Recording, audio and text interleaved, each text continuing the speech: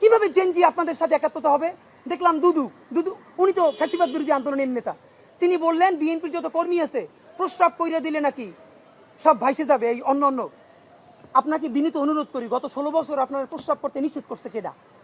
মানে গত 16 বছর আপনি প্রস্রাব করেন নাই কেন? আল্লাহর রাস্তায় বলেন। মানে আবারও বিএনপিকে বলে, জামাত ইসলামী বলে মুরব্বীদের মুখে টেপ মারেন, পিছনে বসাই রাখেন। এই আন্দোলনে যত শহীদ হয়েছে, যত যোদ্ধা, তাদের গ্রুপ, এইজ গ্রুপ 21 থেকে 35, বিএনপি জামাত ইসলামী সকলে আপনারা তরুণদেরকে সামনে আনেন। এই মুরব্বীদের কি কথা বলে দেখেন, বলে প্রস্রাব করলে ভেসে যাবে। এটা তো আওয়ামী লীগ তো বললে আমরা জিব্বে ছেড়ে ফেলতাম, এখন তো আওয়ামী লীগের চেয়ে উনি কি কথা বললো। তা আপনার একটা কথা বলি, এত প্রস্রাব যখন পেটে নিয়ে 16 বছর রয়েছেন, 28 অক্টোবর 2023 পল্টনের সামনে যখন সমাবেশ হয়েছে, গ্রেনেড মারতে পারে নাই, তার আগে বুড়া নেতৃবৃন্দ মুহুর্মুহু কইরে পালাইলেন।